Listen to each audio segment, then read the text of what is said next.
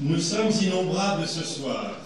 Autour de nous, les figures lumineuses de l'Église et de la Cité, les ducs de Bourgogne, Pierre de Roubaix, Charles Quint, les archiducs Albert et Isabelle, Louis le Grand, Jean Bart, ça va être long, le chevalier de Bonneval, les Pierre 1 à 4, Marguerite de l'Épaule, Urbain Dominique Virnotte, Louis Urbain Virnotte de l'Anissa Pouveau, la révérende mère Béatrix Prouveau, Catherine Françoise et les manufactures royales du Dauphin, Louis de Brigode, Émilie Pellapra, les Chimay, les Hautes et Basses Lys, les Henri 1 à 5, les Charles 1 à bien plus, les Amédée 1 à 7, les Albert 1 à 6, Les Van Larenberg, Charles Langlard, les Watteau de Lille, Risner, Eugène Delacroix, Lucien Bonaparte, La Fuite à Gand, Jacques-Louis David, Victor Mottet, le duc d'Aumale, Fragonard, L'écho des sept châteaux, la merveilleuse Joséphine Prouveau, les trois cousins poètes, César Franck et Thureau d'Angin,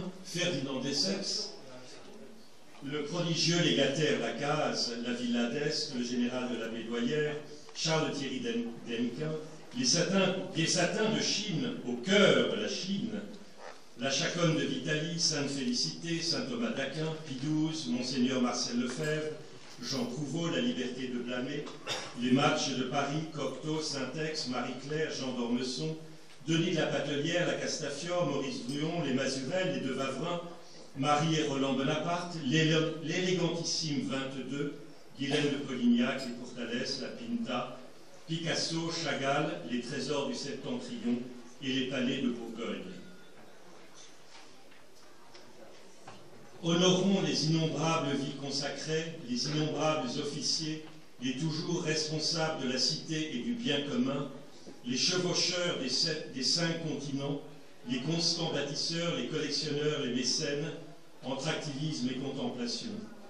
Honorons en bref les chefs. Un jour, le 15 août 2008, excédés par les médiocres, les jaloux, les arrivistes et autres usurpateurs, je commençais toutes affaires cessantes, des recherches qui puissent me faire découvrir et comprendre mes racines à travers l'image qu'en apportait notamment mon grand-père. Il s'agit du site thierryprouveau.com.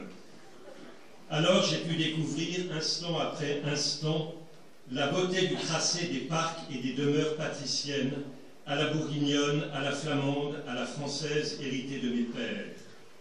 J'ai pu distinguer sous les mauvaises herbes et la psychédélie des snobismes, la beauté des chaînes tutélaires que sont les grands ancêtres, ces taupières qui ne demandaient qu'à retrouver leur sculpteur, la rectitude des allées de dévouement, de consécration, d'inscription dans la cité, de création, ou les charmes plus artistes de l'art de vivre en société.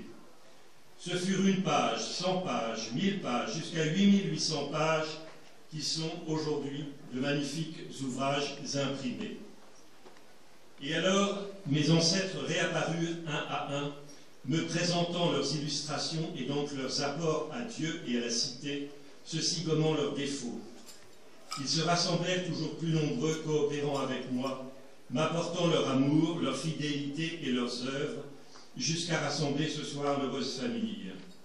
Ces œuvres, vous les avez merveilleusement préfacées, cher Pierre de Lismont, d'instinct, vous le si exigeant arbitre de société. Je les ai dédiées à mon grand-père Charles Prouveau-Mazurel, chevalier et capitaine. On disait de lui, doué des plus beaux dons de l'intelligence et du cœur, il eut toutes les qualités du véritable chef. C'était un animateur et un entraîneur d'hommes, tenace, énergique et bon. Sa bonté et sa charité étaient légendaires. Lui, l'impétueux, le rapide, le bouillant, il ne suit pas, il attire. Mais c'est aussi à vos parents, Anne et Albert Prouveau, et donc à vous, chers Guylain et chère Nathalie, qui transmettez tout cet héritage, que ce grand œuvre est dédié. Vous avez tous remarqué, mes formulaires d'invitation sont longs et impétueux comme des fleuves.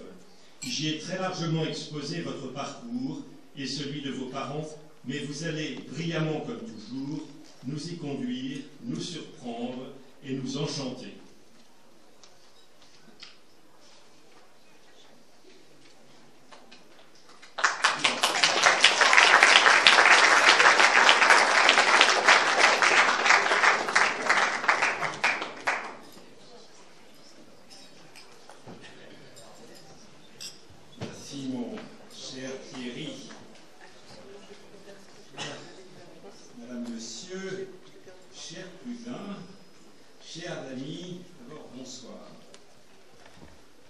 Ce soir, au milieu de cette fête magnifique, ma plus grande crainte serait de vous endormir avec des histoires de groupes textiles ou de journaux parisiens.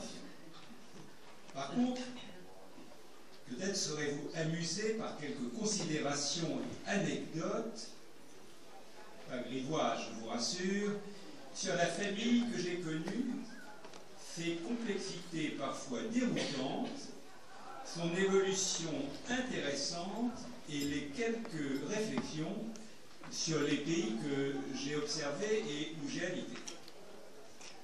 Les gens du Nord, comme l'a si bien souligné Thierry, sont croyants, travailleurs, attachés à leurs racines et à leur famille et à une ville, que ce soit Lille, Roubaix ou Tourcoing.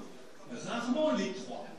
Je crois savoir d'ailleurs qu'il y avait une petite phrase qui disait que les Lillois ont de l'argent pour le dépenser, les Roubaisiens pour le montrer et les Tourquenois pour en parler.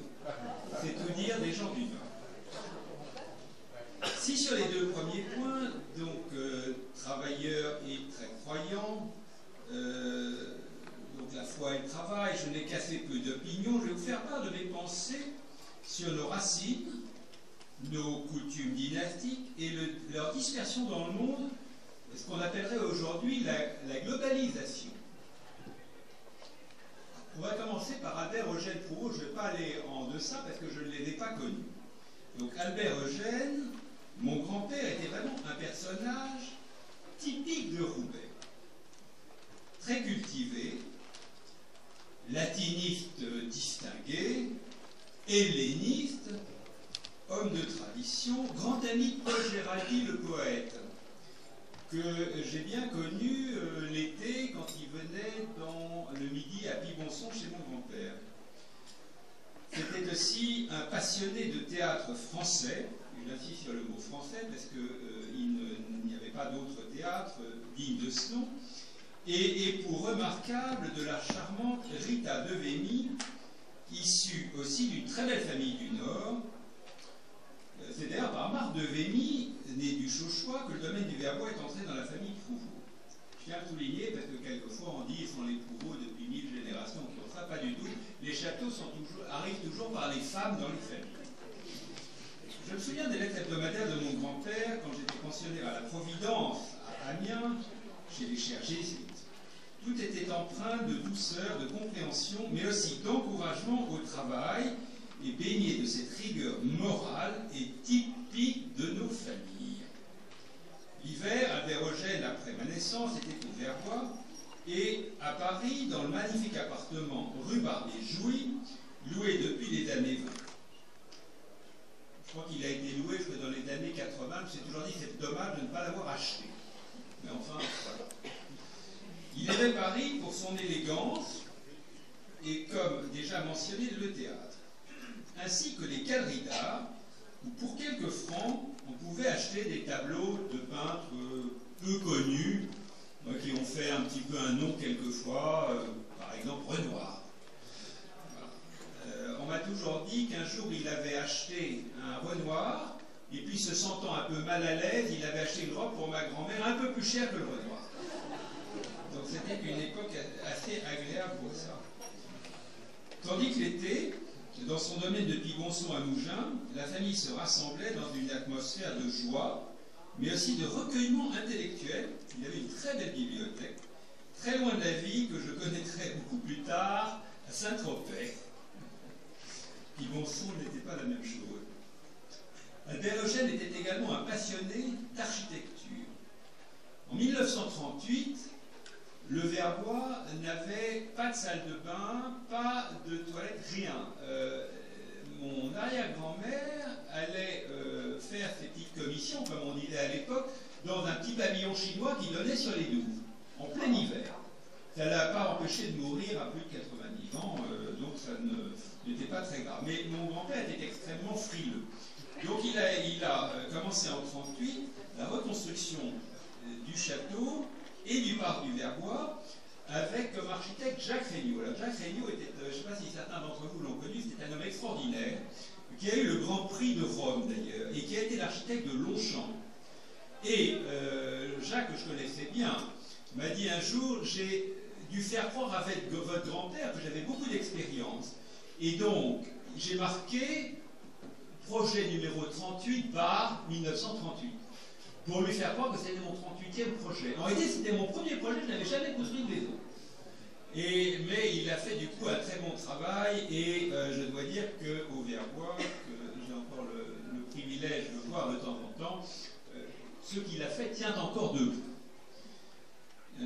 Alors, il a également eu un architecte paysagiste qui s'appelait Russell Page, qui était assez célèbre, qui avait déjà refait pour Lady Rothermere, avant la guerre, les jardins de Pibonson, qui étaient la propriété d'été de Montpellier. Soit dit en passant que cher Russell Page était admiré pour la composition de ses jardins, son imagination débordante, qui n'était pas la moindre de ses qualités. Jusqu'au jour où, dans une exposition à Londres, je vis un tableau du XVIIe siècle représentant le parterre de pelouse d'un des rois d'Angleterre, reprenant au mètre près le dessin des parterres du Verbois. Donc voilà, il y a des grands artistes qui savent copier quelquefois d'autres choses. Les tableaux impressionnistes qui, à l'époque, ce que je vous ai dit, valaient très peu cher et infiniment moins cher qu'un grand maître ancien, voire un tableau de vache de Rosa Bonheur. Je ne sais pas si vous avez vu déjà Rosa Bonheur. Rosa Bonheur était le peintre le plus coûteux du début du XXe siècle. Ça valait 1 million de francs or. J'en ai vu un il n'y a pas très longtemps dans le vestiaire d'un musée.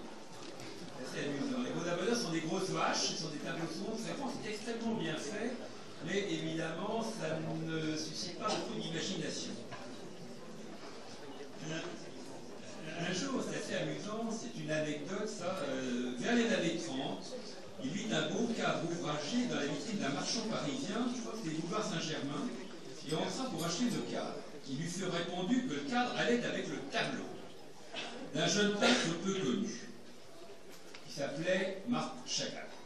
Albert Eugène acheta tout pour le prix du cadre, en fait, et envoya la grande toile de Chagall au grenier. Ce n'est beaucoup plus tard, dans les années 60, que mon père et ma mère sortirent le tableau de la poussière du grenier pour le mettre au 4e étage de l'appartement de la rue Barbet-Jouy, face à l'ascenseur, donc dans l'escalier public. À l'époque, il n'y avait pas de code pour entrer, donc n'importe qui aurait pu l'emporter sous son bras, et voilà. Et ce n'est que dans les années, que vers 1966, que le tableau fut quand même rentré au Verbois et présenté là sous clé. Mais c'est amusant de voir la différence qu'il y avait dans la perception des tableaux à une certaine époque. Alors cet homme, mon grand-père, n'était pas cependant sans un désir de croissance pour ses entreprises. J'avais peut-être l'impression que c'était un homme très léger, mais ce n'était pas vrai. Avant la Première Guerre mondiale, il avait eu la grande chance, avec d'autres patrons de Roubaix, de ne pouvoir acheter des milliers d'hectares en Russie. Nous n'étions pas le seul dans le coup. Je crois qu'il y avait les Mazurel, il y avait les Mottes, il y avait d'autres familles, les deux Waffins probablement, qui avaient été invités par un général russe qui voulait vendre des milliers d'hectares pour faire l'élevage de moutons. Le vendeur, le général, avait fait voyager ses clients potentiels de Roubaix dans le train blanc du tsar. Mais fort heureusement, Nicolas II, un génie, s'était opposé à la vente d'une aussi grande partie du territoire russe à des étrangers. C'était vers 1912 ou quelque chose comme ça, donc si vous voulez, 5 ans plus tard, ça serait devenu soviétique, et puis bon, ça aurait été une paire de plus. Comme je dis, audaces fortuna iuat, ou plutôt, il ne faut pas toujours être trop audacieux. Par contre, il avait créé notre filiale américaine du peignage, ainsi que des comptoirs de laine dans les pays d'origine. Vous avez promis que j'en parlerai pas, mais je ne peux pas me m'en passer. Au fond, il était en moins aventurier, assez proche des Mottes et des Mazurel, eux aussi, grande famille de la laine en Argentine ou en Australie. On dit toujours que les grands-pères Mazurel parcouraient la pampa argentine à cheval pour trouver de la laine. Bon, je ne crois pas que mon grand-père ait fait ça. Donc, Albert Eugène, à la fin de la Deuxième Guerre mondiale, croyait au peignage de la laine, bien sûr, mais aussi à l'agriculture. Comme on avait eu faim pendant la guerre, la nourriture semblait avoir un grand avenir et présenter peu de risques. D'où un domaine qu'il avait acheté au Maroc, qui s'appelait Mokhtar, où nous avions les plus belles oranges du monde. Puis, ce vaste domaine en Camargue, qui s'appelait Chartreuse, avec son merveilleux riz à long grain. Quand le riz n'a plus marché, on a dû y faire des pommes. Et puis, il y avait la ferme des Marguerites à Bondu, avec ses vaches, son lait, qui ont, il y a encore des bouteilles, certains ont peut-être des bouteilles avec les 3 Marguerites, donc qui rappelaient les noms de Marguerite des ancêtres. Voilà. Mokhtar, au Maroc, a été nationalisé à l'indépendance du Maroc, et à ma connaissance, jamais compensé.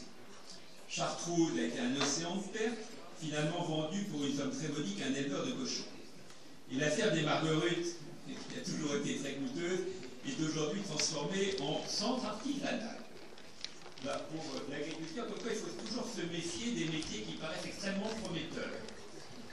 Il aurait mieux fait d'investir dans IBM, ça aurait été une meilleure idée. La génération vivante, celle d'Albert Pouveau, était beaucoup plus révolutionnaire. Tout d'abord par le fait que John Albert, vice-champion de France de saut en longueur, excellent danseur, on disait qu'il dansait comme Terpsichore, parfait homme du monde et grand séducteur, parlant couramment l'anglais grâce à ses études à Oxford et l'allemand grâce à sa nurse allemande, avait des aventures. Mais à 30 ans, on n'avait toujours pas rencontré cette merveilleuse fille du Nord. Pas d'ailleurs, pour bâtir une famille. Et la guerre, celle de 40, arriva avec son cortège de désolation. Albert-Auguste se battra efficacement en demandant un bataillon et aura la croix de guerre comme son père l'avait eu 20 ans plus tôt. Puis démobilisé, rencontrera Anne de Maigret dans le pacte de l'île aux Moines. Ravissante, ça tout le monde était d'accord, pleine de talent intellectuel et artistique, malgré ses 18 ans, mais hélas, pas du Nord. Finalement, la présentation à la grande famille des cousins et amis du Nord se passera très bien. Et en très fine fleur de la noblesse française, elle saura apprécier les qualités de cœur et les valeurs spirituelles de ces familles du Nord. Anne de Maigret, ma mère, était la fille de Bruno de Maigret et de Roselyne de Villeneuve-Esclapon.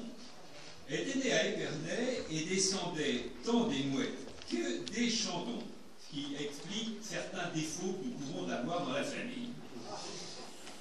Par son père, tandis que sa grand-mère, Jeanne Bonaparte, était la fille de Pierre Bonaparte, vous savez, le bandit qui a exécuté Victor Noir sur le pas de sa porte à Paris. Donc c'était un homme extrêmement violent qui avait d'ailleurs d'abord tué un carabinier du pape. Donc toujours quand on est désagréable avec nous, il faut faire très attention parce que nous sommes nous avons des gènes très dangereux. Et donc il avait été d'ailleurs à l'époque, pour avoir tué Victor Noir, il avait été exilé par Napoléon III. Pas trop grave comme peine, si je puis dire. Alors, c'était donc le fils de Lucien, ce sacré père, qui était le frère de Napoléon, qui avait fait le succès du 18 Brumaire, qui était le plus jeune président, je crois, jamais élu de l'Assemblée, à la fois on était les 500. Une anecdote a souvent couru dans la famille quand Christian de Villeneuve, issu des grandes familles de l'ancienne noblesse, a rencontré la belle Jeanne, Jeanne Bonaparte, issue de cette famille de parvenus prétentieux qui étaient les Bonaparte. Ça c'était très drôle, mais je crois qu'après ça s'est arrangé, ils sont beaucoup aimés.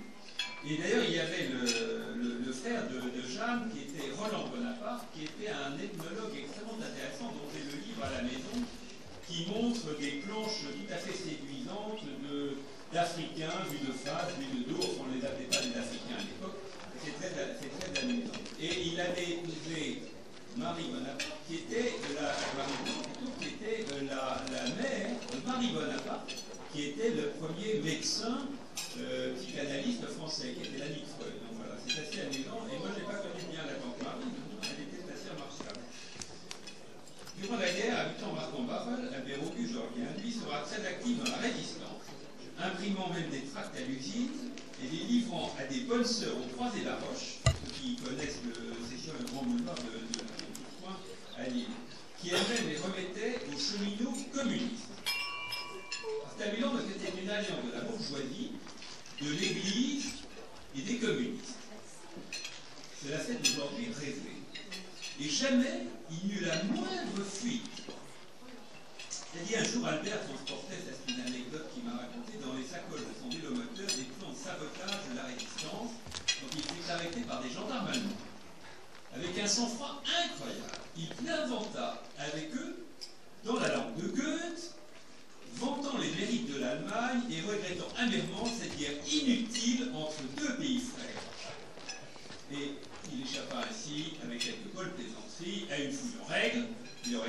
certainement envoyé entre les mains de la Gestapo à la torture et probablement à la mort. Il m'a dit après qu'il avait tremblé pendant 2 jours. Ses amitiés durant l'occupation avec les socialistes comme Victor Provost, futur maire de Roubaix, et de nombreux communistes de la résistance, firent qu'à la fin de la guerre, décoré de la Légion d'honneur, de la médaille de la résistance et de la croix de guerre, il ne fut nullement inquiété. À la différence de Jean Provost, son oncle, que certains d'entre nous ont bien connu, dont Laurence a bien connu Jean Provost, dont les communistes voulaient les journaux, qui n'avaient évidemment pas paru pendant l'occupation. Ce pauvre oncle Jean était caché chez une grande résistante dans l'immédiate après-guerre, qui le soir lui parlait de son grand journal d'avant-guerre, qu'elle appelait, alors, votre pourrissoir, vous vous rappelez, alors, Jean lui disait, mais non, parissoir, oui, je dis bien pourrissoir, qui était en quelque sorte l'équivalent dans les années 30 des tabloïds anglais d'aujourd'hui, et auquel Antoinette reprochait à juste titre le caractère démotivant de ses articles, critiquant sans cesse les gouvernements d'avant-guerre et tout ce qui était beau, eh bien, c'était des tabloïds. Alors, je rappelle que Paris Soir, avant la guerre, avait bouillonné, on disait à l'époque, c'était le plus gros tirage, il y a 3 millions d'exemplaires. Aujourd'hui, les grands journaux en France font 300 000, donc c'était quand même très nul.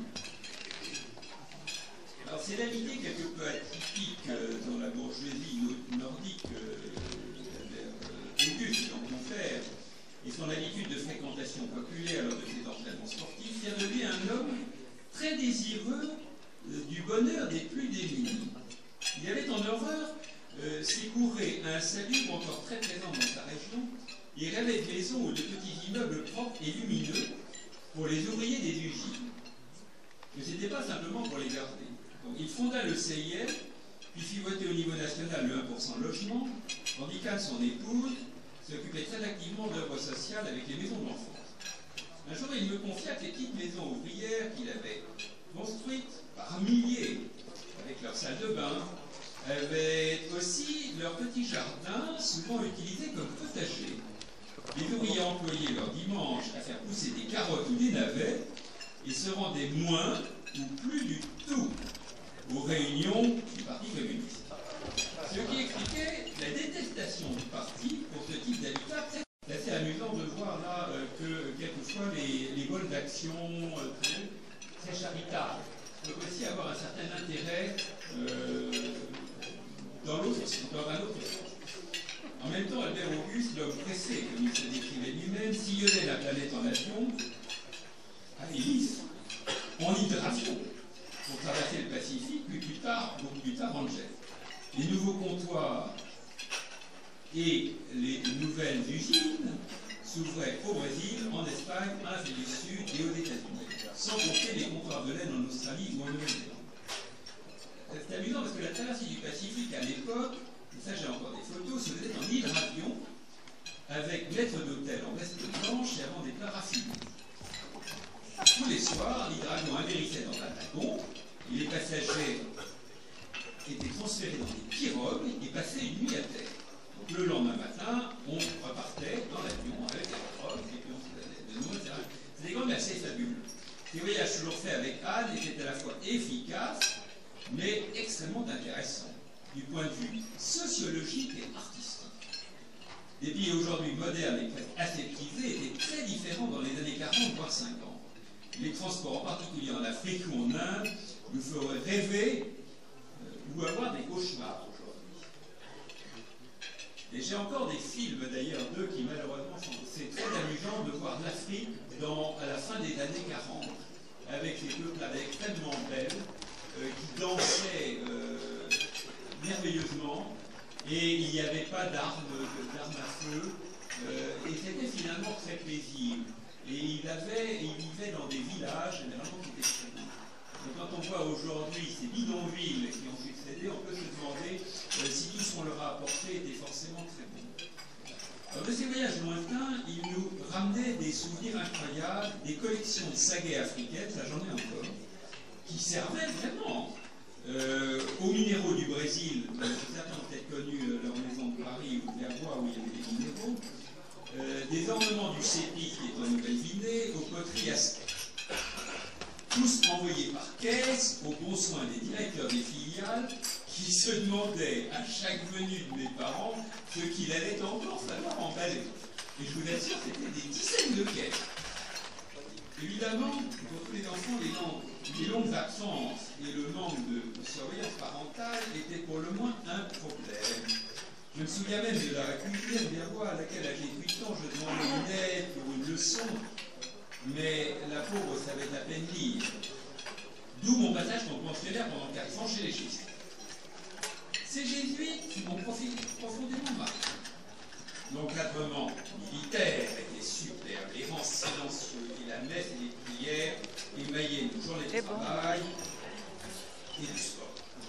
L'inactivité et l'oisiveté étaient bannies. 32 prêtres et de nombreux civils encadraient les 300 élèves de la Providence. Quand vous faites le pourcentage, c'est quand même pas mal. Bien sûr, ce n'était pas mixte, et la nuit, les grands dortoirs étaient toujours d'un silence impressionnant, toute conversation, même à voix basse, étant forcée. Discipline, effort, travail, prière. Un jour, bien plus tard, ayant la chance d'avoir une longue conversation avec le cardinal Danilo, qui était de passage à New York, je lui parlais de mon parcours au MIT et de ma vie personnelle. Il balaya d'un geste ma culpabilité quant à mes amours de jeunesse, célibataire évidemment, mais me demanda si je péchais contre l'esprit. Voilà, on a eu une longue conversation, parce que je lui ai demandé ce que ça voulait dire, et en bref, il me demandait si je faisais bien fructifier les talents que Dieu nous accorde à tous. C'était très clair. Moment des belles philosophies qui me vaudra une pénitence d'aller le lendemain matin lui servir la messe, j'avais 20 ans, à Saint-Patrick, ce fontanel en face d'une douzaine de prêtres. Là, je me suis dit, bon, ça, l'enseignement à la Providence me servit enfin. Parce que, évidemment, à la Providence, une semaine sur deux, on devait servir la messe. Mais quelle surprise. 15 ans plus tard, quand j'ai voulu revoir ce collège de la Providence, le dernier jésuite encore présent m'invita à me promener dans les jardins et voir la dernière chapelle, les autres, il y en avait une dizaine quand j'étais là, ayant été transformés en salle de classe pour les 2000 élèves de cet établissement, désormais mixte. Et à l'éténiste, qui me rappelait ma jeunesse, je surpris, un garçon et une fille, s'embrassant à bouche, que veux-tu? O tempora, o mores. Mais d'autres grands élèves ont été à la Providence, et quelqu'un qui n'habite pas très loin. Voilà. C'était mixte à l'époque. Un peu plus tard, à 14 ans, je finis par revenir à Bondu, échappant à la dure règle presque cistercienne de la Providence. Non sans avoir pleuré dans le bureau du révérend père recteur, en lui expliquant le désespoir de mes parents de ne plus m'avoir avec eux. J'étais presque devenu aussi jésuite que de mon père. Que de bêtises nous inventions alors au Verbois. Mais par autre chose inouïe, jamais nous n'avons mis le feu à la maison malgré nos expériences de chimie ou de pyrotechnie. Un gros avantage par contre fut que le maniement des automobiles, tant sur chemin privé que sur route publique, n'avait plus de secret pour nous dès l'âge de 15 ans ou 16 ans, nos parents laissant fort imprudemment les clés de leur véhicule la nuit sur les voitures. Le Verbois, quand nos parents revenaient de leur très long voyage, était un étonnant foyer de culture et de réflexion, tant les hommes politiques et les grands artistes y venaient régulièrement. Encore jeune, j'étais fasciné par l'éloquence d'un Maurice Schumann, qui d'ailleurs fit un magnifique discours sur la tombe de mon père, ou un Couve de Murville, la verve d'un Louis Armand, qui était président de la SNCF, ou la chaleur d'un Marc Chagall. La vie était studieuse, mais très confortable. Le temps d'Albérogène, il y avait 1 ou 2 jardiniers dans le potager, 2 jardiniers, voire 3 pour les jardins, une éplucheuse de légumes, une cuisinière, un maître d'hôtel, une concierge téléphoniste et bien sûr quelques femmes de ménage. Downton, Bay, en quelque sorte. Puis vinrent les restrictions. Le jeune Achille qui avait pris la place de Gênes, prit ce qui la place de Philippine la cuisinière. Le potager fut abandonné au profit des supermarchés. Et l'éplucheux de légumes partit à la retraite. Le gardien fut remplacé par des chiens et la téléphoniste par des automates. Aujourd'hui, le verbois est nettoyé par une entreprise une fois par semaine, et quand nous y allons, Nathalie et moi, nous faisons nous-mêmes la cuisine et le service. Site Transit Gloria. Nous étions déjà, et je crois sur ceci, que ceci est générationnel plus que régional, des révolutionnaires par rapport aux générations précédentes. Tout d'abord, les 5 enfants que nous étions avons fait nos études essentiellement dans des écoles publiques et laïques. Albert, notre père, considérait que les professeurs agrégés étaient meilleurs au lycée Fédère que dans l'école privée.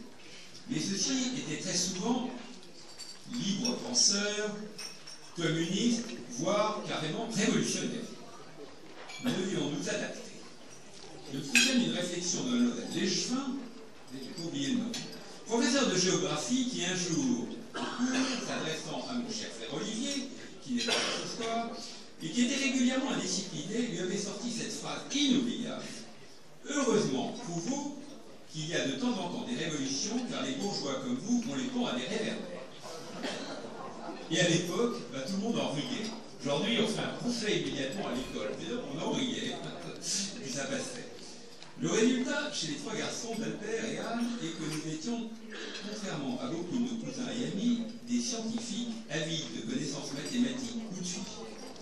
Albert Winnaud entrait dans la botte polytechnique, alors qu'Olivier et moi, plus tard, choisissions plutôt le confort des États-Unis et du MIT.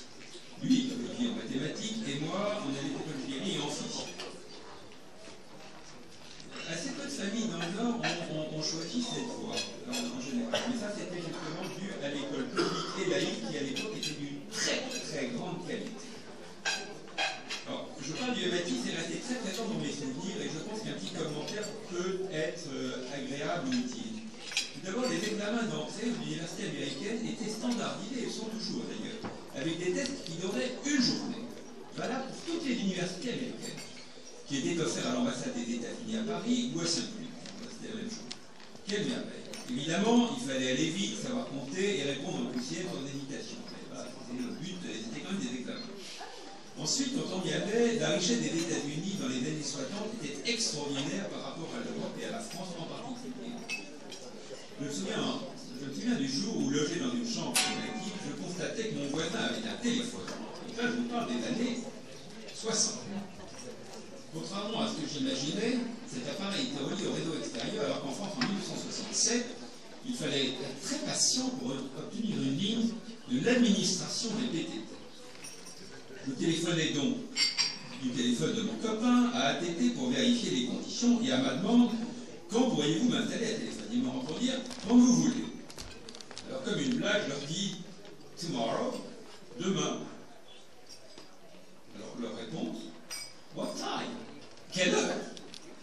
Là, j'étais un peu abasourdi, mais l'heure fixée, j'allais raccrocher quand ils passèrent à la question suivante. Voulez-vous un téléphone à touche ou un téléphone à cadran? Dans les années 60. Eh bien, puis enfin, posez une question, de quelle couleur voulez-vous votre téléphone? Bleu, rouge, vert, jaune, noir. Vous savez qu'on avait des téléphones noirs à cadran en France à cette époque-là. Donc ils avaient 20 ans d'avance, de même que pour les équipements de l'université. Demandant quelques équivalences pour les cours déjà pris en France, j'avais été à la faculté des sciences quand même une année, les sympathiques professeurs me parlèrent d'informatique. C'était le cours 647 de Computer Science, donc de sciences des ordinateurs. En avez-vous fait? Bon, c'était quand même français, donc un peu, pas d'une modestie totale. C'est normal. Et donc j'aurais dit, bien sûr, à la faculté des sciences de Lille, on fait du calcul. Il me dit, vous voulez parler de quoi? Alors je dis, vous savez, on a ces machines qui sont des monopos, donc on fait 2, 4, on appuie sur le X, on multiplie par 2, et il vous sort 4, 8. Et je les revois encore, je dis, oh, you still have those machines. Et je pris défaillir, et ils me parlèrent de Fortran 4, qui était le langage informatique un petit peu, et qui était le cours de première année là, au MIT. Et là, je me suis dit, c'est tout à fait out of Africa. D'autres activités périscolaires, on me demanda si je voulais faire du théâtre, de la musique, de la danse, ou autre chose. C'est pas pour les sports. Je suis très mauvais en théâtre, je suis extrêmement nul en danse, et la musique, j'adore la musique, mais je suis incapable de toucher une pièce. Alors, dans la liste, heureusement, il y avait pilotage d'avion. Je me suis renseigné, parce que je choisis avec enthousiasme pilotage d'avion. Pour une sorte, c'est maudit, compensé par les traductions sur les sonars que je faisais pour la marine canadienne. Ça, c'est l'avantage de parler l'anglais et le français, c'est qu'à l'époque, on trouvait des sources de revenus qui étaient bien meilleures que de travailler à la cassette derrière. Donc, j'ai réussi mon brevet de pilote, y compris la qualification nuit, ce qui me permet de partir 7 $ de l'heure, voir mes amis à Wilmington, au surnom de New York. Et c'était des avions de l'université. C'était incroyable, ils avaient une quinzaine d'avions pour les étudiants. Dans les années 60, c'était aussi des Mustang, des avions des 2 chevaux en France. Alors, le MIT avait une dizaine de bibliothèques, pour 3 ou 4 000 étudiants, dont une ouverte 24 heures sur 24, 365 jours par an. Et d'ailleurs, c'était très spectaculaire, parce qu'à l'époque, il y avait à peu près 10%, 5% de japonais et de chinois, déjà au MIT, qui étaient tous dans des cours d'ingénierie nucléaire, etc. Et ces gens travaillaient le soir de Noël, à minuit, la bibliothèque était pleine de Chinois, qui travaillaient beaucoup plus que nous. Et qui évidemment faisaient ce que moi j'ai mis 3 ans à faire, il fallait 4 ans, il était dans 3 ans. Et donc, ils sont tous repartis pour la Chine, ce qui a donné, je crois, une très grande aide au programme scientifique chinois à l'époque, donc à la fin des années 60. C'était aussi le MIT, un centre athlétique, une immense piscine, des boisseurs disponibles et un département médical de premier rang. En arrivant d'Europe, de France. Donc évidemment, nous étions très suspects d'avoir toutes les maladies du monde, dont la tuberculose. Pays un peu arriéré, la France. Donc, radio des poumons dans une immense salle, je me souviens, avec un écran de plomb, la technicienne qui va être à 15 mètres, elle appuie sur un bouton, respirer, etc. En 1970, je reviens en France pour mon service militaire dans la marine, et radioscopie des poumons. Les médecins capitaines à l'époque avaient un vague tablier de plomb, la machine était précédée à le patient qui était donc en face de lui, et le médecin recevait pas mal de rayons X, et ce pauvre médecin capitaine qui était alors avant plus est mort d'un cancer quelques années plus tard. Donc c'est vous dire l'avance qu'avaient les États-Unis même dans des domaines aussi fondamentaux que ça dans la fin des années 60. Vous avez une immense avance technologique, donc elle a quasiment disparu aujourd'hui. Nous ne conduisons pratiquement plus de voitures américaines, il n'y a pas de voitures allemandes, de voitures françaises. Nos téléphones sont tous fabriqués en Asie. Airbus, aujourd'hui ça paraît mieux que Boeing, vu le 737 MAX et ses problèmes. Nos hôpitaux sont les mêmes. Notre classe moyenne vit aussi bien. Et je me dis peut-être Donald Trump a un peu raison de se rebeller. Parce que si ça continue comme ça, un jour ils seront très en dessous de l'Europe, de la Chine, je dirais de l'Asie, peut-être même de l'Inde. Et donc il faut faire quelque chose. Mais que faire, ça, je n'ai pas la réponse. Prenons la scène. Albert Bruno, le polytechnicien, choisira là aussi, contrairement à la tradition familiale, de travailler dans les boissonnages. Donc Éric et Sylvie Boissonnard à Flaine, tandis qu'après ma thèse sur les laboratoires, dans le laboratoire ultra secret financé par le Pentagone, je rentrais en Europe pour faire mon service militaire. Conseillé par des amis, me présenter au ministère de la Marine, où malheureusement, le MIT était totalement inconnu. Ça n'existait pas. Et cela m'empêchait donc de rentrer dans la recherche scientifique. Emmanuel Frochot, je ne sais pas si certains d'entre vous, il était très sympathique. Un de mes amis qui était à Harvard me conseilla de choisir la France Intercarrière Transmission de la Marine, qui était beaucoup mieux fréquentée mondialement. J'y fus pris, bien anglais, et après 3 mois de cours très intéressants dans l'ancienne propriété du peintre Horace Vernet, à la Londe-les-Morts, sur la plage, c'était délicieux. Je décidai de prendre chambre au château et rester dans ce petit paradis pour une année. Un service militaire très désagréable. Il faut dire que j'avais demandé l'ambassade de Madrid en premier, mais que seulement pistonné par l'ambassadeur, ami de mes parents, j'avais été doublé par un copain, lui fiancé à une nièce de Franco. Oui, ça volait, c'était épouvantable, les pistons étaient... Mais il y a piston et piston, voilà, ça ne marche pas tout. Alors, armé, oui, j'avais rapporté ma voiture américaine, armée dans mon horrible voiture américaine qui m'avait suivi et qui me faisait tourner les têtes, ça faisait beaucoup de bruit. J'avais rencontré une charmante et ravissante fille de marin à Toulon, qui avait la femme de la vie marquée, de cette auguste famille qui est peut-être le sommet de la culture bretonne. Son ancêtre était le barde qui a écrit le Parsas Prince. À cette époque, certains week-end, comme officier de garde au Bourmet, j'avais droit à un maître d'hôtel en gants blancs. Et cette tradition me permettait d'inviter somptueusement la jeune Isabelle. Pourquoi rêver? On n'est pas au XVIIIe siècle. Par ailleurs, ma connaissance de l'anglais scientifique me fit désigner comme interprète lors des ventes des missiles de M38 écossais aux Britanniques. De l'île du Vent au bibelot de Saint-Tropez, ce furent des jours étonnants et dont je garde un excellent souvenir. Comme quoi, le service militaire n'était pas toujours aussi pénible qu'on le vécu. Démobilisé, je rentrais à la Duponte de Nemours à Genève. Ce furent 4 années merveilleuses au sein d'un groupe de très haute technologie dans une région que j'adore toujours. Genève, une petite ville. Je vais vous parler maintenant des endroits où j'ai habité parce que c'est assez amusant. Donc j'ai passé 4 ans. Ça ne dépasse pas 200 000 habitants, en Genève. Ça ne dépassait pas, maintenant c'est plus de 250 000. Mais c'est plein de vie et de culture. Une population sérieuse, mais non dépourvue d'humour. Et un peuple suisse fier et raisonnable. Amoureux ski, j'allais presque chaque dimanche à Fresnes, dîner mon frère Albert Bruno, son épouse Corinne et leur enfant.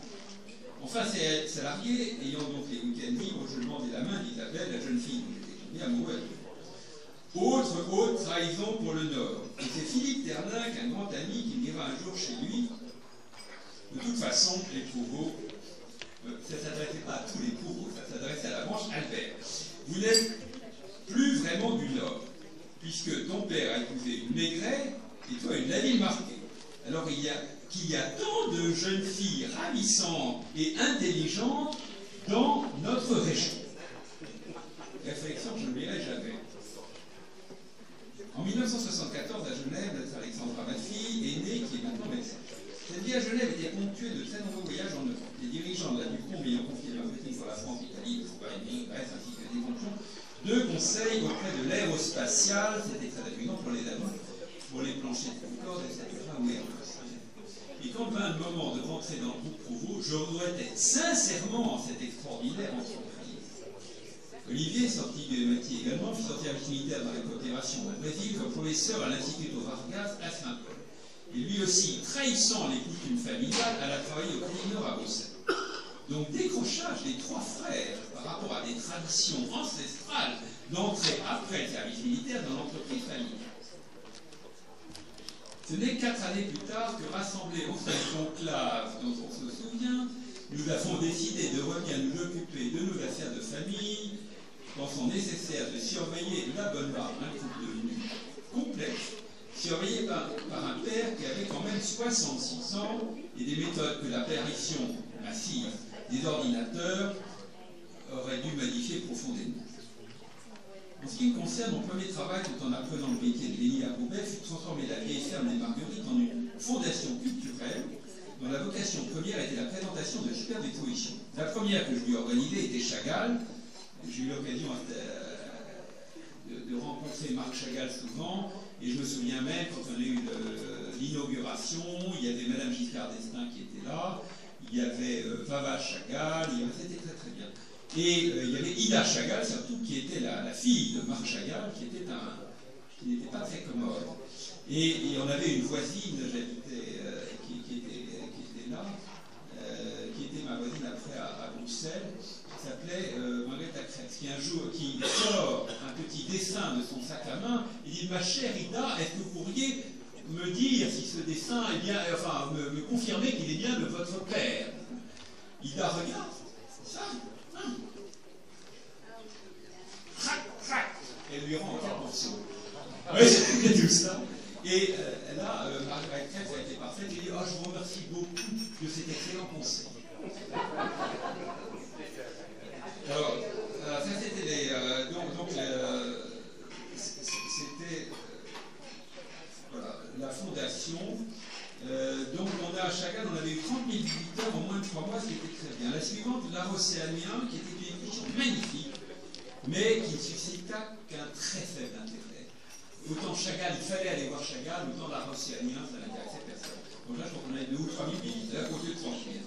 Donc, j'en ai discuté avec papa, et puis on a trouvé un constructeur, et je suis parti diriger les affaires textiles en Catalogne. Alors, je crois qu'il y en a qui ont habité Barcelone ici, donc c'est ça vous amusez. Franco venait de mourir, et beaucoup de choses devaient être changées dans le comportement des entreprises en Espagne. Non, le moindre étant la fin de la corruption et le nouvel ordre fiscal qui a fait une amnistie totale prévoyait de lourdes sanctions pour les fraudeurs. C'est toujours la même chose. Je rappellerai ici deux petites anecdotes significatives. La première, quand dans les années 50 fut créé le peignage qui s'appelait Peinage de Rio Llobregat, nos associés espagnols, les Monest et les Vives, tentèrent d'expliquer à mon père qu'il ne fallait surtout pas déclarer le moindre profit dans les premières années. Très honnête, Auguste, comme actionnaire de référence, s'y opposa. Et le bilan présenté à la fin de l'année faisait état d'un profit, disons, 10 000 pesetas. Ce qui, à l'époque, n'était pas négligeable. Les impôts demandèrent 20 000 pesetas d'impôts. Et devant la stupéfaction des Français, nous dire que si nous avions déclaré 10 000, c'est que nous avions probablement gagné 100 000. Nous dûmes payer. Et de ce jour, la comptabilité pour le fisc devient la responsabilité de nos amis et coactionnaires espagnols. Si bien que notre bilan réel, quand j'arrivais en Catalogne, était 100 fois supérieur à notre bilan fiscal. Amnistier, notre groupe en Espagne, comme tous les autres d'ailleurs, de mettre en place des procédures de contrôle comme en fait. Mais pour vous prouver le manque de transparence, lors de mon arrivée au bureau de Sabadell, je fis l'acquisition d'une petite de la ville n'acceptait pas les foncières bancaires ni les chèques. Les voitures neuves devaient être payées en billets. Notre comptable, vous mettez Thomas Pardo, nous donna donc 500 billets de 1000 que j'allais compter sur le comptoir du garage. Donc, vous dire que l'argent noir circulait massivement.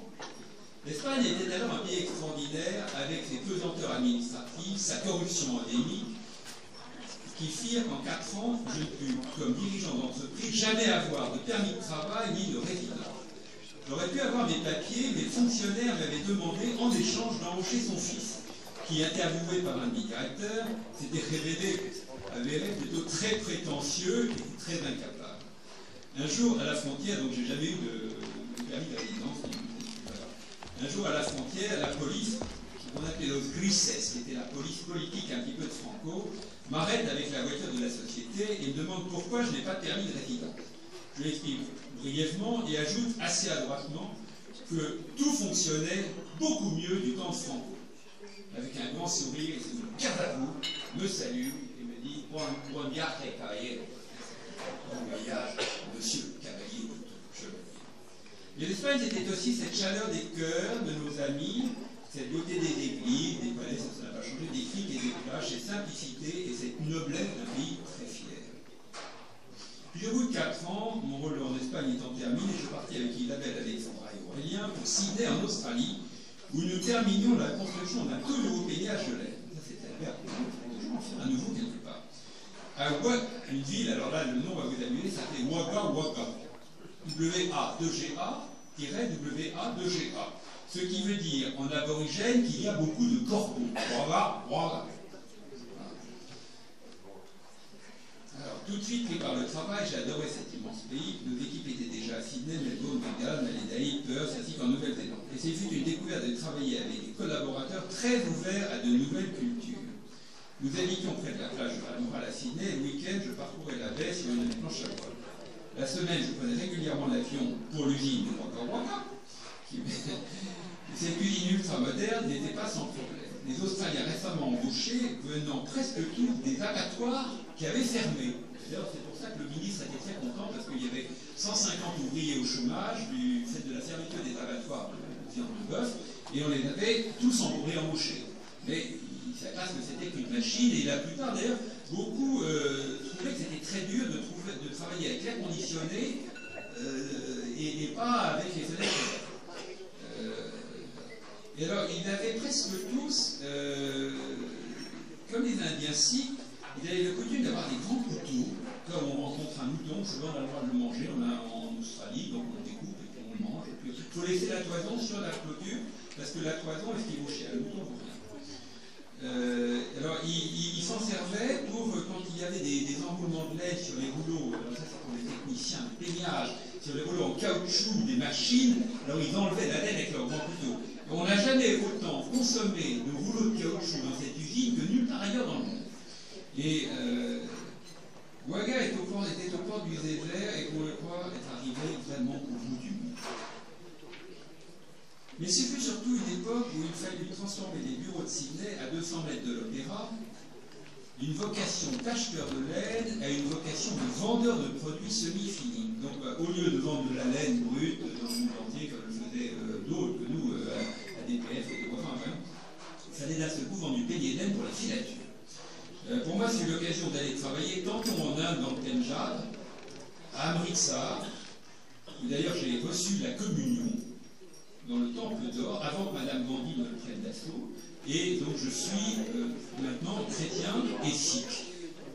Ce qui est assez intéressant, mais je ne me promets pas avec le ce sont des gens charmants ici, très fiers, et si vous prenez un taxi en Inde, essayez toujours de prendre un sikh, il a la priorité sur tous les deux.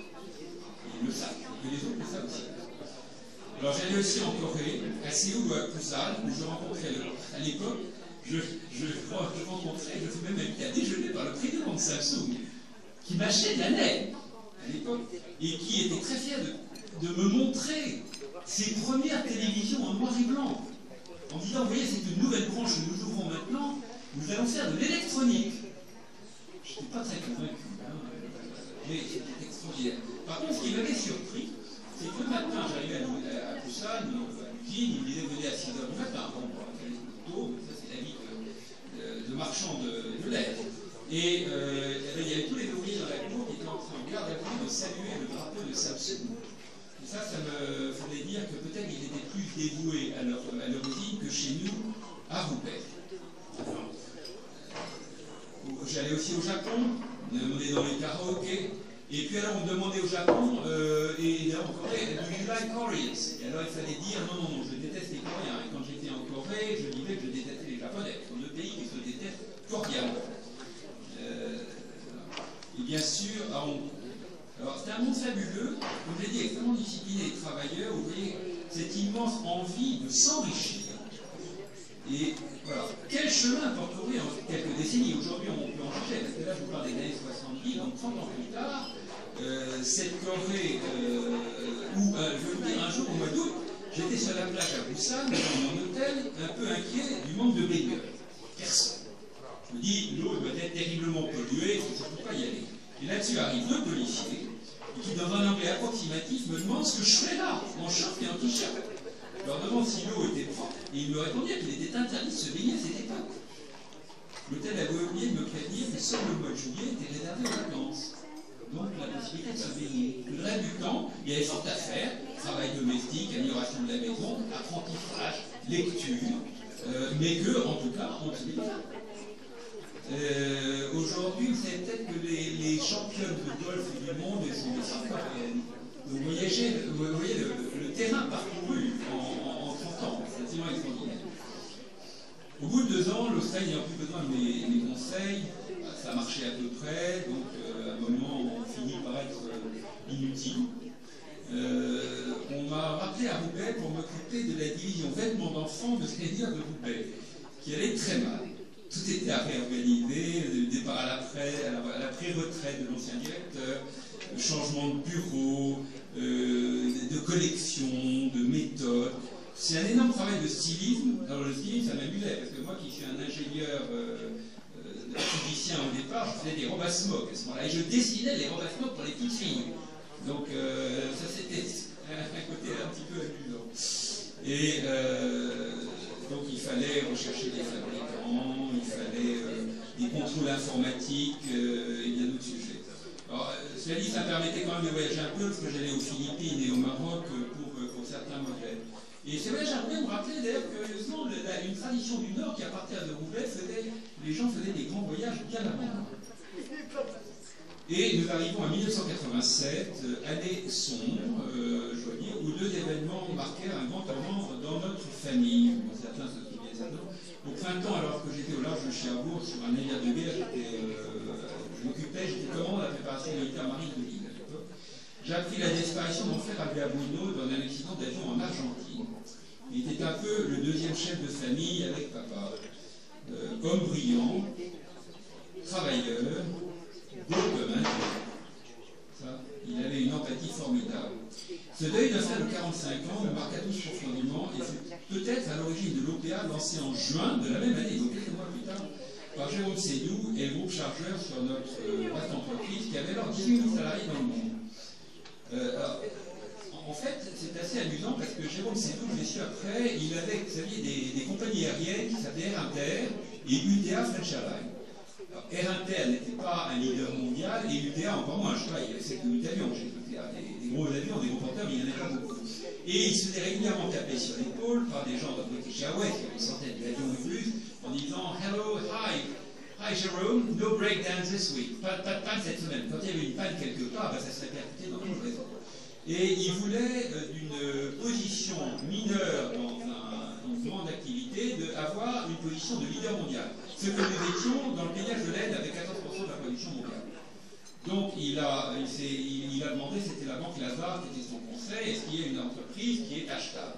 Et on est tombé sur cette famille très nombreuse finalement, Amédée Prouveau, 1851, donc après il y a tous les héritages, les nombreux d'enfants, etc.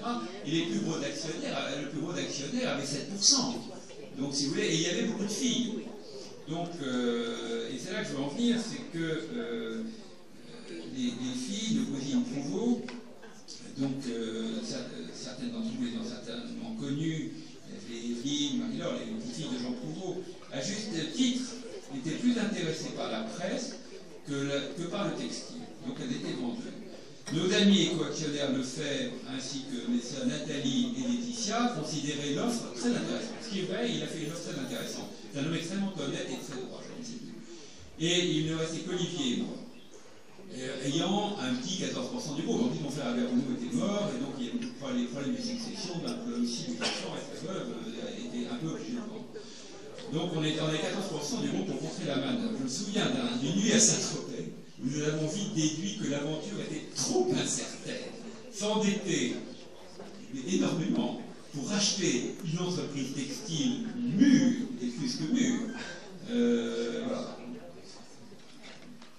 Alors, on peut demander pourquoi la famille était si peu fidèle au berceau de notre réussite.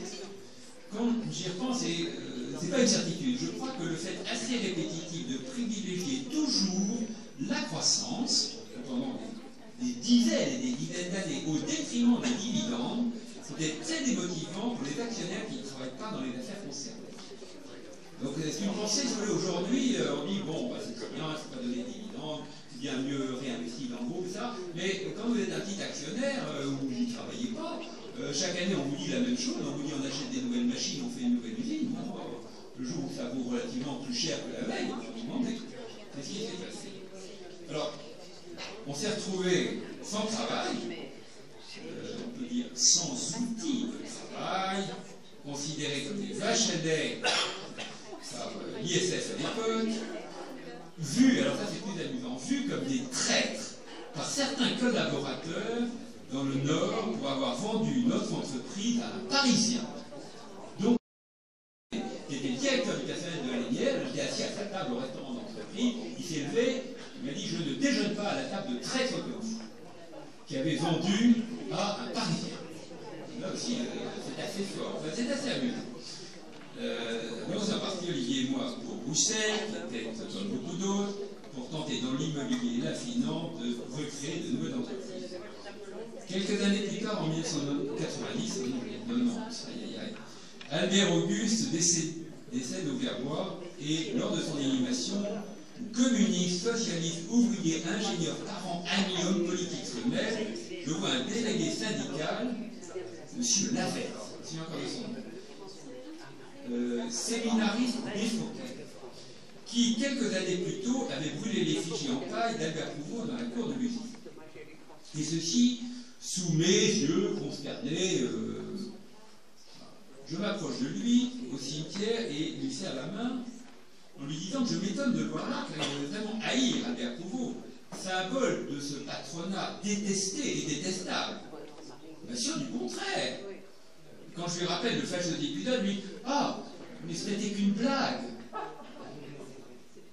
Peut-être Henri était plus attaché, ça lui dit, à maintenir notre présence dans le Nord si le climat social avait été plus apaisé et si une certaine retenue dans l'injustice envers un homme exemplaire comme Albert Prouveau ne nous avait pas révolté, nous. Après quelques années à Bruxelles, entouré de 4 enfants, des amis, les princes de Crouy mettent en vente leur extraordinaire château de Dreux en Bourgogne. Avec Isabelle à l'époque, je le visite et nous avons le coup de foudre. Nous sommes tout de même convoqués à Vézenor par le père d'un très très beau château du ministre de la France avec un mobilier exceptionnel. Par le père de Lydie de Crouy pour vérifier que nous tenons bien notre fourchette, que nous avons une conversation convenable et que nous sommes donc dignes d'acheter Dreux. Examen d'entrée. Ça m'a frappé. Mais il était absolument délicieux et elle était une Bernice Calvière et donc c'est son ancêtre, non pas le cardinal, le général de Bernice, qui n'ayant jamais pris dans les caisses Louis XV, avait été invité par le roi à aller prendre son mobilier dans le garde-meuble royal. Donc servi, le roi lui disait, il avait pris des vols absolument exceptionnels, je me souviens entre autres d'un petit rond de Benvenuto Cellini, qui était sur le tas, que je trouvais ravissant, mais il dit ça c'est le dernier, enfin, pratiquement, qui n'est pas dans un musée. Voilà. Donc on a racheté, on achète Dreux, et à Dreux, par contre, tout est à refaire. Au niveau sanitaire, le prince Gustave de Crouy, qui était le dernier propriétaire, donc l'oncle d'Olivier, avait un genre de petit réduit avec une baignoire au rez-de-chaussée, mais il n'y avait pas d'eau chaude. Donc quand il voulait prendre une douche chaude, il y avait le tuyau qui était d'arrosage qui était dans la cour, il dit à son jardinier, ouvre l'eau. Il prenait le tuyau et il avait 5 litres d'eau chaude. Donc il y avait une demi-salle de bain qui était toujours rien. Donc on a dû tout faire au niveau sanitaire. Mais c'était la même chose au niveau chauffage, il n'y en avait pas. Électricité, elle datait d'avant la guerre de 14. Et les jardins qui étaient devenus un parc à moutons. Mais le bâtiment, ou plutôt l'ensemble du bâtiment, est intact. Et très rare, on a encore une prison qui, à la Révolution, était généralement la première chose que démolissait en 1790, la Révolution. On a une glacière, qui ne s'est jamais effondrée, un colombier qui est en parfait état, une chapelle. Et rien ne manque dans ces bâtiments. Donc pour ça que je suis, et la région, et une très petite montagne. D'ailleurs, la région devient classer le Brionnais au patrimoine mondial.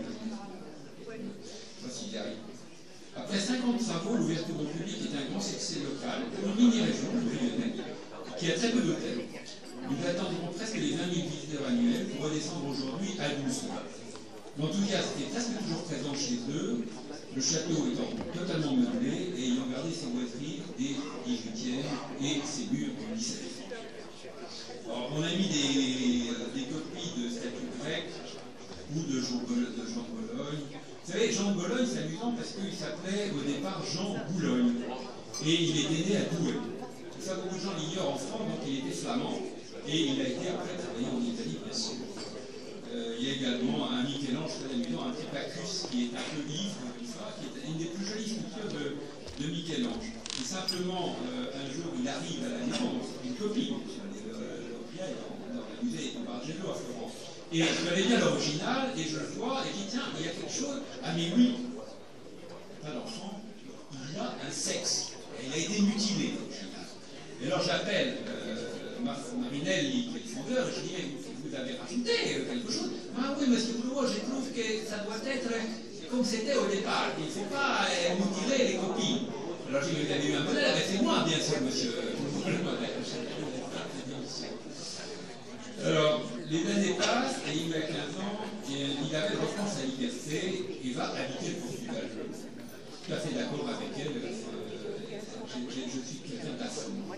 Encore jeune, dans un dîner chez un ami, je rencontre la belle, mais très intelligente Nathalie, célibataire endurcie et très occupée par son cabinet d'avocat à Bruxelles. Son extrême sensibilité, sa gentillesse, nous font instinctivement penser à ces femmes du Nord, c'est-à-dire Bruxelles, travailleuses, organisées, chrétiennes, douces et empathiques. Sa mère, une femme exquise et d'une grande beauté, me regardera avec beaucoup de curiosité et finira par être convaincu que je ferai un bon époux pour la vie. Notre mariage est un conte de fées qui ne prononçait pas nos collègues de Bruxelles dans le splendide hôtel de ville de Bruxelles, donc le 9 septembre 2006. À la génération suivante, Arnaud et Alexandra qui est médecin, ont repris les règles du Verdois, centre séminaire de mariage et de serre dans le Rocher. Aurélien et Ville se consacrent à l'immobilier et la médecine. Gauthier et Marion se sont très courageusement, peut-être follement, lancés dans une marque de vêtements vendue par Internet.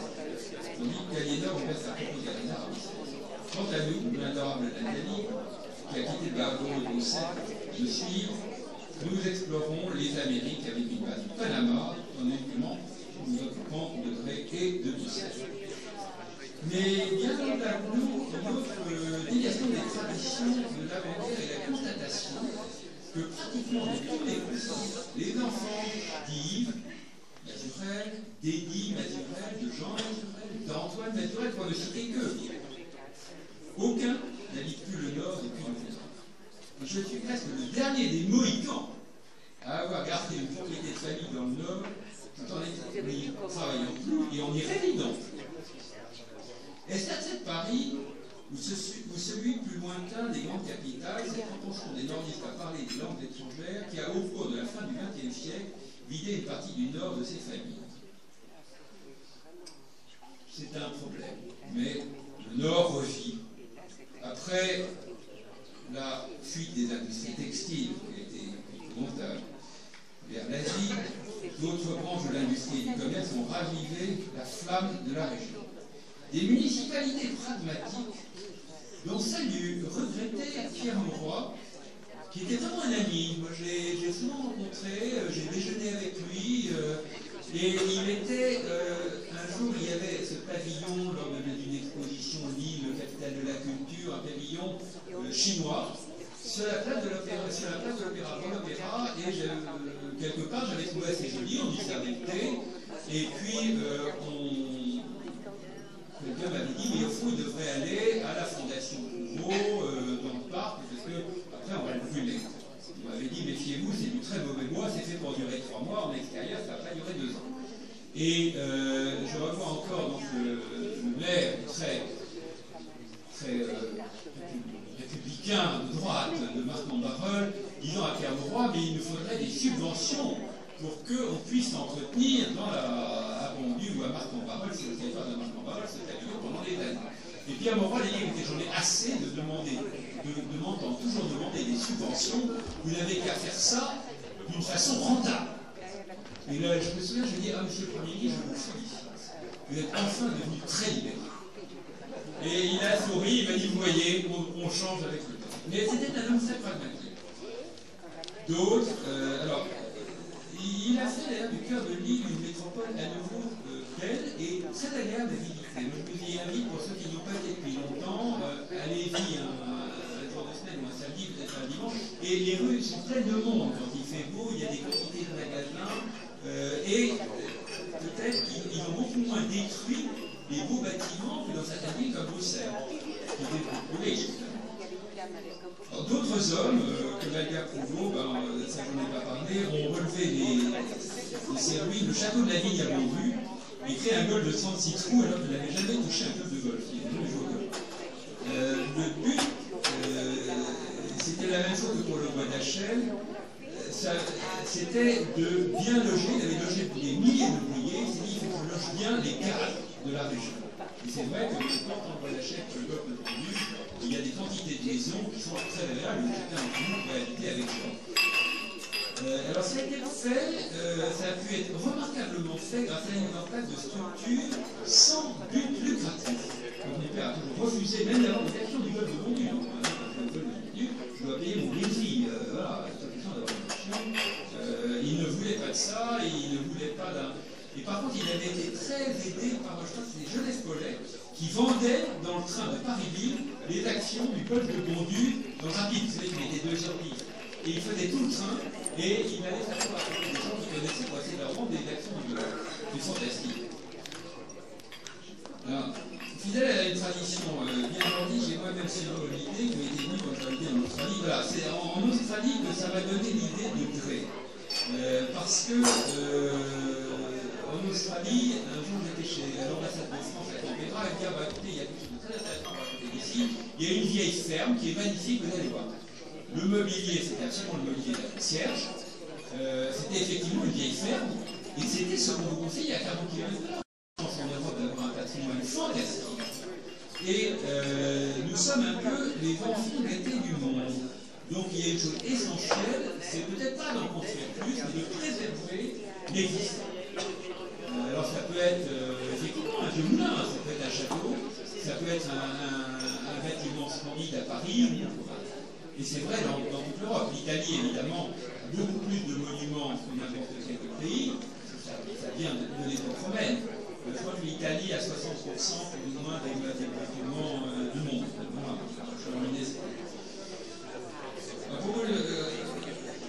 Comme beaucoup de familles du Nord, je dirais terminer par ça, l'attente de la disparition de l'entreprise familiale, la première branche, disons dans la guerre de Gênes, signifiait en exil, un exil, non contraint, mais voulu. Mais grâce à Thierry et à ses remarquables recherches, nous savons d'où nous vient les générations futures, nos descendants, même s'ils n'ont pas ou peu connu le Nord, sauront peut-être reconnaître de leurs enfants ces traits caractéristiques de nos familles, le travail, l'honnêteté, l'amour et le sens de la parole donnée. Merci à toi Thierry pour cette grande soirée.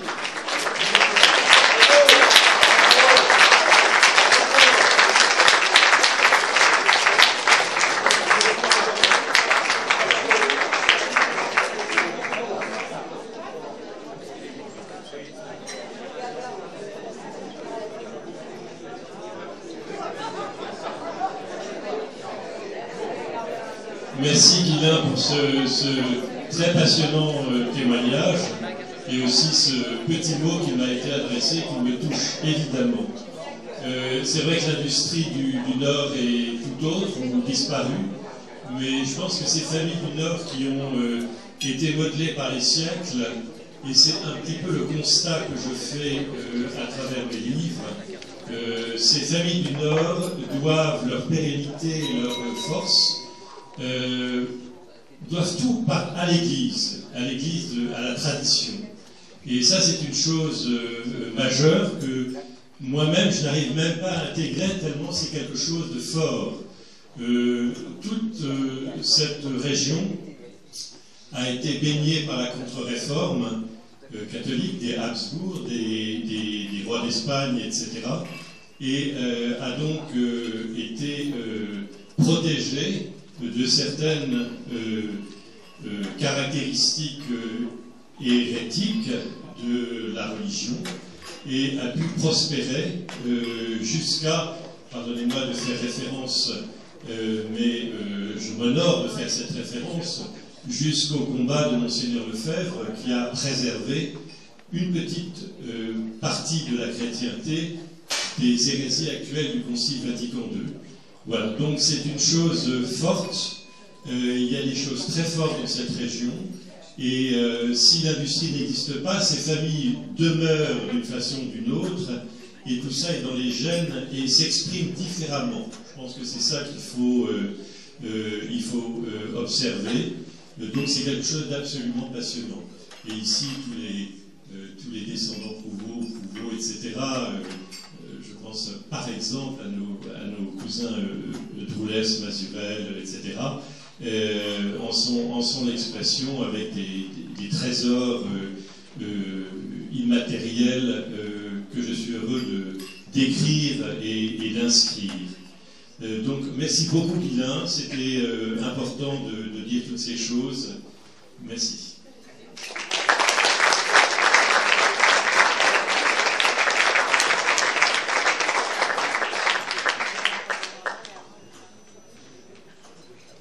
Alors, je vais être assez brève.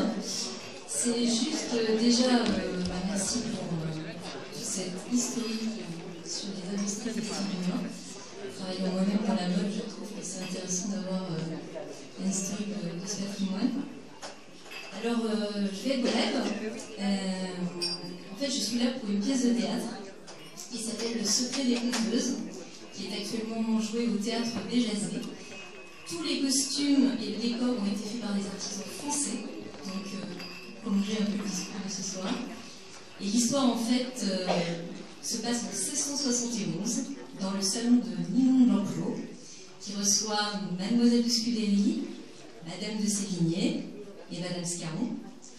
Elle va toutes les recevoir entre amis, et par le truchement d'un jeu qui s'appelle le secret des conteuses, elles doivent toutes raconter un secret d'alcôve.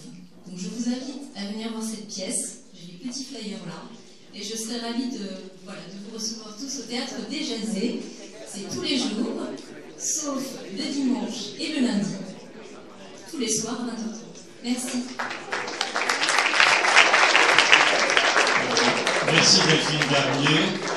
C'est une très très belle pièce, il faut vraiment aller voir ça, c'est un moment de pur bonheur, on change de siècle tout en étant dans la modernité.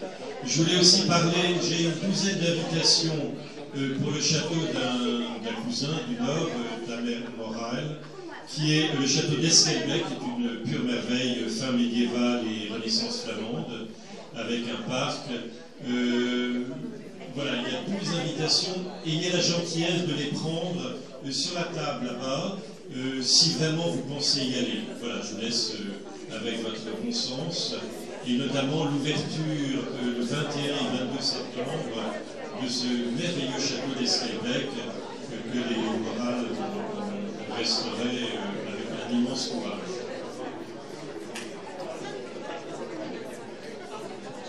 J'ai juste oublié de vous dire que c'était jusqu'au 12 octobre. Vous avez le temps de venir voir la pièce.